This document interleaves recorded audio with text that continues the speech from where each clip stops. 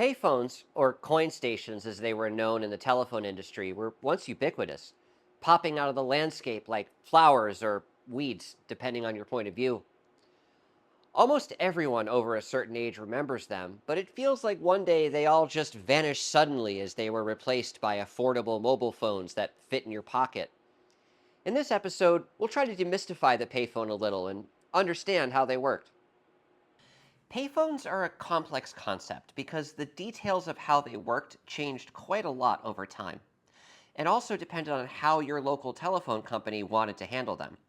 In fact, in the circuit description for the originating register in our 5XB, the thing that gives you dial tone and collects your digits, a full 10 out of the total of 50 pages are devoted just to handling payphones.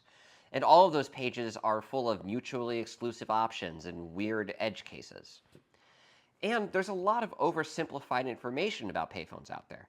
I've had so many people tell me, oh, the payphone simply does this or that, but that's only true for payphones that they've had direct experience with. Depending on where you lived and what kind of payphone you used, your experience may have been different from someone else's. We'll talk about some of those differences here. And if you want to dive into more detail, check out this excellent article by Doug Kerr, link in the doobly-doo. It's very well researched and goes into much more depth than I can in a YouTube video. To start with, let's go over the basic parts of a payphone, or coin station, as they were called in the Bell system. This phone here is a 3-slot model, which is a bit older than most of you are used to, but it's a great example that contains all of the important parts that we'll need to understand. The phone is divided into two halves, known as the upper housing and the vault. The upper housing contains most of the electromechanical elements that make the thing work, and the vault contains money, hopefully. If we look inside the upper housing, we can see the coin chute, which has 3 pathways, one each for nickels, dimes, and quarters, and some gongs attached to the sides. We'll cover those in a few minutes. On the back half of the phone, below where the coin chute sits, is a hopper and a coin relay. The hopper's job is to hold our coins in escrow until they're collected or returned. The coin relay is responsible for actually disposing of the coin, either into the vault or into the return chute. And finally, there's just some other wires and bits that take care of the phone part of the payphone. In the bottom, below the coin hopper, is a vault. And in 3-slot models like this one, the vault door almost always has a separate key from the upper housing. That way, the people who are sent out to repair the phone can't access the delicious money stored inside. In the vault is a coin box, and if I pull it out, we can take a look inside at a very neat security feature. The box lid has a little door that's opened when the box is inserted into the vault, and held open for as long as the box is present inside the phone. When the box is removed, the door closes and locks, preventing the collector from stealing any of the coins inside. There's also a tamper-evident seal on the coin box lid, so it can't be opened without some telltale sign. When the box is brought back to the company facility, the seal can be broken by authorized workers who then open the box and count the coins. Before they return the coin box to the field, they rotate this switch from inside of the lid, which once again unlocks the little coin door. Then they replace the tamper-evident seal on the box. Once the box is inserted into the phone, the coin door is opened again. Back in the upper housing now, let's take a look at the coin chute. Here's one that's been removed from a payphone and stripped down so we can see the coin channels very clearly. This thing is really quite ingenious, and in my opinion, it's an engineering marvel. It has to be able to reliably pass quarters, nickels, and dimes through while rejecting fake coins. Not only that, but it needs to take care of assuring that the initial rate has been collected, which is the amount of money that's required to make a basic call. And it has to work with both manual operators and dial switching equipment. After all, you don't want to have different telephones depending on whether your town has manual or automatic switching. Let's begin with the very noticeable gongs on the left and right side here. If you wanted to make a long-distance call from a payphone before the 1970s, or a local call before the 1920s, you probably had to have an operator help you. Once you gave her the number, she would tell you how much money to insert, usually for the first 3 minutes, and then time your call and ask for a further deposit if you wanted to talk beyond that allotted time. And how did she know if you deposited enough money? By listening to the gongs. Each coin takes a different path through the coin chute.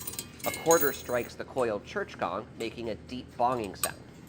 A dime strikes the bell-shaped gong twice during its descent, and a nickel strikes the bell once. Inside of the payphone, there's a little microphone here that listens to the coins going through the chute and picks up the dinging bells so the operator can hear them in her headset.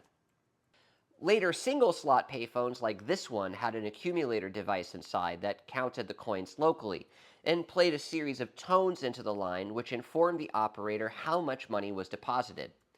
The accumulator could also be set to let the phone place a call only when an acceptable amount of change was deposited. The amount of change required was able to be set locally on a per-telephone basis. This was helpful to automated switching equipment because the switch didn't have to count the coins. It just had to know whether or not the line was grounded by the accumulator. But that actually raises an interesting question. How does the central office equipment know that a coin's been deposited? We just heard how the operator listens to the bells or the beeps from the accumulator, but these switches don't actually listen at all. There's something else going on here. From the central office equipment perspective, coin service can be one of two types, generally called coin first or dial tone first. These were implemented differently over time, but basically coin stations before the 1970s were coin first, and afterwards they changed to dial tone first. In coin first service, you have to deposit a coin before you get dial tone. If you pick up the handset and don't deposit a coin, you'll just get dead air. These lines were provisioned as ground start. The action of depositing a coin into the telephone connects a local ground at the payphone to the tip wire going to the central office. This operates the line relay which tells the switch that you want service, which in turn gives you dial tone and allows you to make a call. The phone does this by a clever little lever that sticks out into the hopper here. When a coin lands in the hopper, it trips that lever, which closes these two contacts. That allows the local ground that I just mentioned to be sent from the phone over the tip wire and into the CO. If you've ever seen the movie War Games, Matthew Broderick's character David is at this payphone in some middle of nowhere town, and he needs to make a call. When he picks up the phone, there's no dial tone. So he leaves the phone booth and looks for a piece of metal on the ground. He eventually finds a pull tab from a soda can and uses it to short the tip lead of the receiver to ground on the telephone enclosure. Then he gets a dial tone and can place a call. Ground start service like this was simple to implement from the telephone switch perspective, and it didn't really require any fancy coin checking hardware inside the CO. After all, you only get dial tone if there's a coin in the hopper. Kinda. There's one more trick that coin phones do to make life easier for the telephone switch, and it has to do with the initial deposit made by the caller. Imagine that you're in a 10-cent initial deposit area, so 10 cents is required to get dial tone from the switch. Well, if you insert a dime or a quarter, that's fine. Everything functions as you'd expect. But what happens if you drop in a nickel worth only 5 cents? Well, we need one more nickel before we can give you dial tone. So the coin chute inside the phone is configured to hold that first 5 cents from dropping into the hopper. Only when a second nickel is deposited is the lever in the chute tripped, and both nickels will fall into the hopper at the same time. See? Super clever! But that's not all. If you talk for more than 3 minutes, there's a good chance you'll have to drop more change into the phone to continue your conversation. But the amount of change is variable, and we don't want to interfere with any nickels that are deposited after that initial rate. They should just fall straight into the hopper. Well, we can take care of that too. After you get dial tone, this relay up in the top operates and releases the catch that holds the first nickel. Now, as long as you're on the same phone call, any more nickels that you deposit will descend straight into the hopper without waiting for a second coin. Isn't it amazing how much thought and engineering went into this? It's like the more I learn about these things, the more fascinated I am by how clever this all is. But anyway, coin first service also had some serious drawbacks. One might happen if a caller needed emergency services like fire or ambulance. Well, in that case, they better have a coin in their pocket because there was no way they were making a call otherwise. If you did make a coin deposit for a free call, your coin would be returned to you when you were done, but it was still a pretty poor user experience, and at worst, it could cost someone their life. So, in the 1970s, the telephone companies started a coin service improvement program where they re-optioned the switching equipment to allow the payphone to at least go off hook and give you dial tone before you had deposited a coin. In contrast to older ground start systems, these were called loop start, just the same as a traditional landline telephone. When you take the receiver off the hook, you close an electrical circuit or loop between you and the switching equipment. This loop allows current to flow through the line relay in the telephone switch, which operates, telling the switch that you want to make a phone call. This was a much better user experience, and it allowed callers to dial emergency numbers without needing to have change in their pocket. But it was more complicated for the switching systems because now they were in charge of evaluating whether or not money had been deposited into the phone. Here in the museum, our 5 crossbar has the coin service improvement option. So our coin phones are loop start. No coin is required to get dial tone. When we lift the handset, the switch responds by connecting our phone to one of the available originating registers, or ORs. The OR that's handling our call is told that this is a payphone and that it needs to not only collect our dial digits, but also test that a coin is present in the phone. So now we're sitting at dial tone and we want to place our call. We insert a coin, dial our number. When we finish dialing, the OR performs a coin test. In order to understand how this works, we'll have to momentarily return to the land of on-screen graphics. Remember that clever little lever that sent ground to the central office in the older ground start system? Well, here it comes again. When the initial coin deposit is present in the hopper of the payphone, that lever is depressed and these two contacts make. These contacts connect a local source of ground to the tip wire leading back to the central office. But this time, the ground is used to operate a coin detecting relay that's momentarily inserted by the OR during the coin test phase. The originating register stores the presence or absence of a coin and then passes the call off to the 5xB completing marker. The marker is essentially the CPU of the switching system. It receives the call from the register and then begins to process and actually connect that call. But in order to do that, it has to make several decisions first. From the OR, the marker gets 4 main bits of information. 1, the fact that this is a coin phone. 2, the number that's been dialed. 3, whether or not a coin is present. And 4, the physical location of the line on the switch's network. The marker uses this to decide what to do with the call. For example, if it's a call to emergency services, the marker just sets up the call and releases, since that would of course be a free call. But if the call were to a local number, the marker completes the call if the coin is present, and if not, it routes the call to an intercept recording. But that's not the end of our story. You don't get billed for a telephone call unless the called party answers. So, in addition to connecting our call, the switch also has to observe the answer state at the far end and then collect or return our coin as required. In the number 5 crossbar, we use special coin trunks to accomplish this. I explained trunk circuits in our video about phreaking, but let's quickly review here just so we have some context. Every call in a 5 crossbar needs to pass through a trunk circuit of some type, even calls within the same office. The trunk circuit is responsible for supervising the call, providing a voice-grade transmission path, and recognizing the various state changes that may happen while the call's in progress. Once the call's set up, it's the trunk circuit's job to watch that call, bill the subscriber, and take action when the call is hung up. There has to be enough trunk circuits in a central office to handle each concurrent call, and the trunk circuit is dedicated to a single call for its entire duration.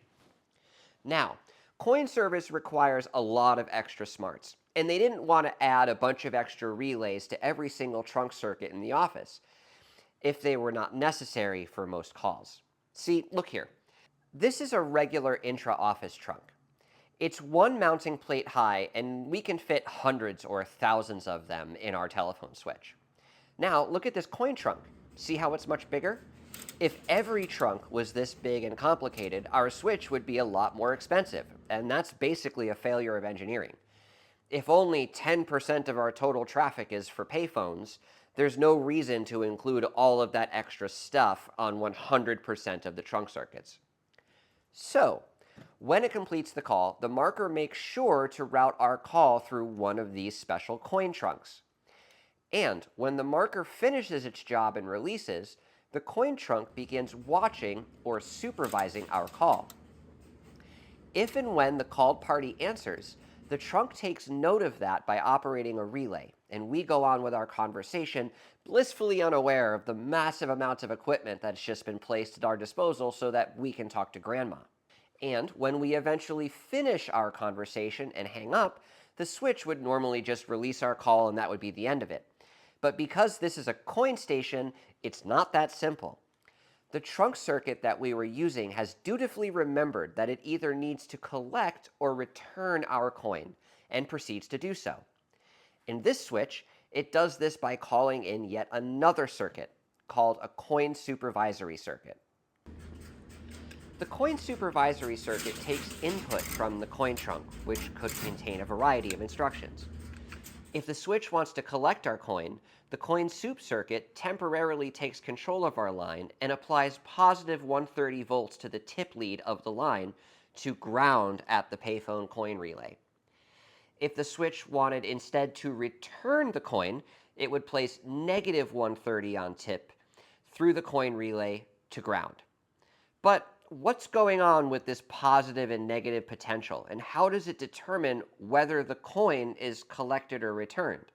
Well, to understand that, we now have to look closer at the coin relay inside the payphone. There are two kinds of coin relays that were commonly used, but this one was the more common in the second half of the century, so we'll use this as an example. Like most relays, this one has a coil and an armature that moves whenever the coil is magnetized. The armature claps against the frame of the relay whenever it's operated, but this alone is not enough to collect or return the coin. The real magic happens on the back side of the relay. This is called a preselector mechanism. It consists of a nylon card with an alnico magnet molded into it. This little magnet is kept physically close to two posts sticking out of the back of the coin relay that extend the relay's magnetic field to this nylon card. When the electromagnet energizes with a positive or north polarity, the two posts respectively repel and attract the north and south ends of that permanent magnet embedded into the selector card. The resulting torque tilts the selector card, and the relay's armature starts to move it downward so that it can engage one side of a nylon cam. Check out this slow motion shot to see what I mean. If I operate the coin relay with this polarity, the cam moves to the right. And if I operate the coin relay with the opposite polarity, the cam moves to the left. Here's why this matters.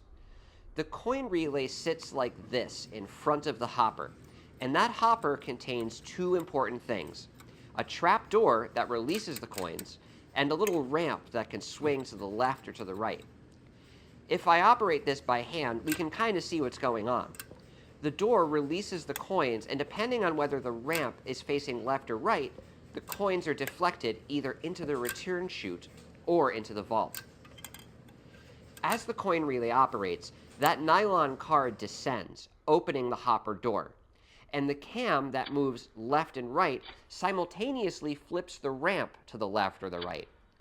The result of all this is that the polarity of the current flowing through the relay controls which direction the coins move as they fall through the hopper. In these shots, you can see the coins being deflected. Here, the ramp is causing the coins to fall into the return chute, and here, the coins are falling into the vault. I have a bunch of slow motion shots of the coin relay operating, and I thought they were kind of cool to watch. One thing I noticed while I was filming this is that the coin relay also has a self-interrupting mechanism. Even when I hold power to it, it operates and releases at regular intervals, all on its own. I think this was done to reduce the occurrences of stuck coins in the hopper, since the relay can easily be made to operate again and again just by keeping it powered. This has the side benefit of always ensuring that the relay has operated for long enough for the coins to be disposed of. If the operating pulse is too short, the relay will actually hold itself for a fixed length of time, regardless of how long the power was applied for. Anyway, while it's operated, the coin relay also closes a contact back to the coin supervisory circuit in the switch to inform the switch that it has disposed of the coin. The coin soup circuit then makes a test of the phone line to ensure there is no longer ground present from a coin remaining in the hopper. If so, the coin circuit will either make a second attempt or connect us to an operator who can manually try to collect or return the coin. And if that doesn't work, the operator will advise the caller that there's a problem with this phone and that someone will be dispatched to repair it as soon as possible. Beginning in the 1980s, payphones started to get a little smarter. In these phones, the logic that was previously in the switch was replaced by integrated circuits and ROMs inside the payphone itself. This Nortel Millenium is a great example of how this type of phone worked. It has a regular coin slot here, but it also has a slot to dip a credit card in the bottom. When a customer wanted to dial a call, they could insert coins like normal, which the payphone itself would count. The program running in the phone then looked up the price for that call on an internal rate table that could be loaded by the owner or the telephone company. If you instead decide to pay with a credit card, the phone reads the mag stripe or chip on the card and calls back to its home planet to authorize the card. Once authorization is successful, the phone allows your call to go through. In terms of the mechanism, it's been modernized and simplified. It's all enclosed in plastic, and you can't really tell what's going on. I suspect that if something goes wrong with it, you'd just replace the entire coin handling dingus or whatever and throw the old one away. The thing about infrastructure owned and operated by a corporation is that it has to be profitable. The amount of money you make has to be greater than the amount of money you spend on upkeep and maintenance. And as the 20th century came to a close, it was painfully obvious that payphones just weren't a profitable industry anymore. Use was declining rapidly, and the price per call had to be raised higher and higher just to make things economically feasible. That, coupled with regular maintenance that's required of any type of outside infrastructure, meant that the more and more telephones were broken, dirty, and just not cared for. The telephone companies eventually stopped providing payphone service, and the few remaining in the wild were sold and managed by smaller companies who could still extract a profit from the ever-narrowing margins. Just like any old technology, they still have their loyal fan base, though. Collectors have created accessories that allow payphones to work just like they would have back in the day. I use this one, made by eBay user Gray Western at home, to make my old 3-slot work just like it used to. So, the next time you see a payphone in the wild, at a hacker camp, or sitting idly in a corner, I hope you might think about all of the smarts that used to make them work. See you next time.